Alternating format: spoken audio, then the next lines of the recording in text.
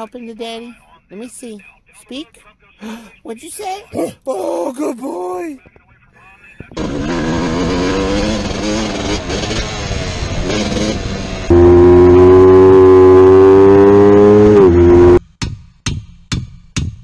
Ow, you dog! I got the left side crankcase and transmission and all that stuff in the freezer, getting cold. Those are pock marks in the crank area. I tried to clean those out, but they're damaged aluminum where former engine damage had occurred. I'm not going to worry about it. There's pock marks down in there. This seal, I looked at this case. I didn't look the parts up online, but I don't really need to. There's only one way this can go. The way this has to go is this bearing goes in the case right here, just like that. So I'll get a socket and tap that in and we're done. This side is where the oil seal and water seal, the combination seal, separates water and oil. This is the oil side, okay? So that goes out there. This part here is the water side. So that is what goes close to the impeller on this side, okay? The challenge I'm going to have is getting that seal down in that hole, tapped all the way down in there. It's going to go down in there a fair distance, because that impeller is going to sit, you know, pretty deep in there like that.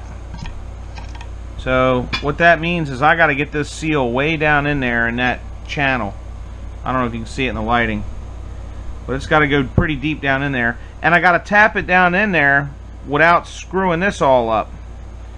So I got to find a real thin socket or some kind of a tube, or make something to go around that. I'm sure Suzuki has a special tool called are you ready? Wait for it. It's probably called a water pump seal installer tool. And it's probably $40, and it's probably just a tube of metal that you tap on to push that down in there like that. I'm wondering if I could just maul it in there real forcefully by hand, just super Gorilla Lou Ferrigno, put it in by hand, and then hope that I don't ruin the spring and the seal doing it. But that's dangerous. I think I'd do less harm if I made some kind of a collar or something to go around it. So let me turn the camera off and try to figure out some kind of way to get that seal in.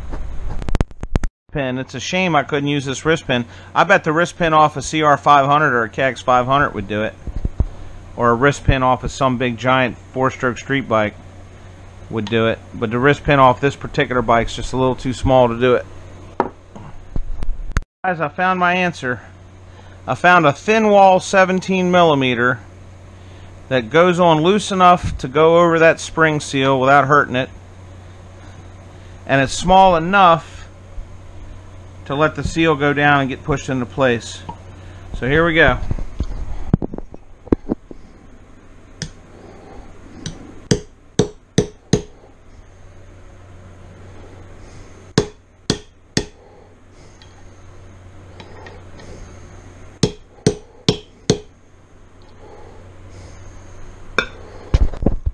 Turn that over and see.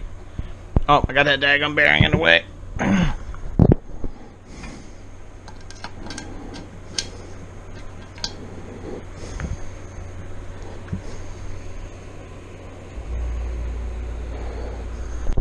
Yep.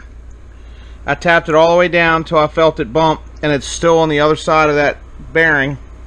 So there's going to be a little oil that lives between the seal and the bearing. Let's go ahead and get that bearing tapped into place.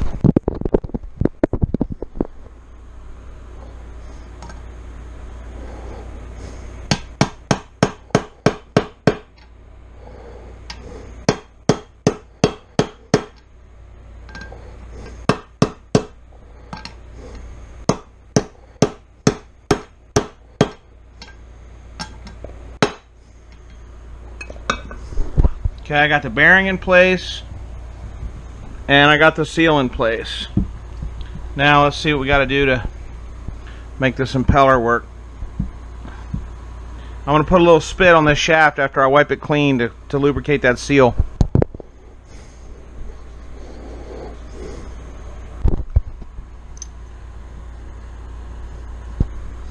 Okay.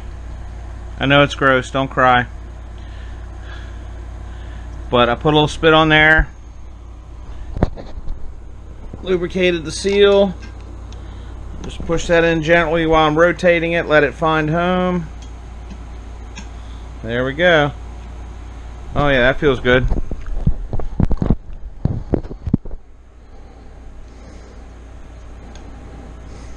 Okay. Now, let's see what is needed to put it together on the other side. Yeah, I forgot how all this goes. Let's see, this goes out here. That's going to made up with some primary drive stuff. Aha! I don't think that little washer's going to fit on that shaft. No, that ain't for that. That's clearly for something else. Little washer's clearly for something else. So it's just this washer and the circlip. Yep, and there they go. There's room for the washer, and then the clip goes right on top of it.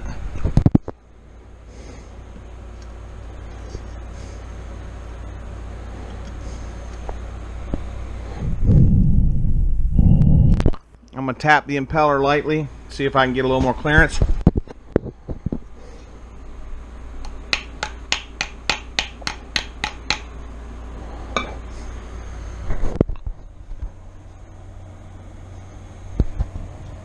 My washer jumped out of place.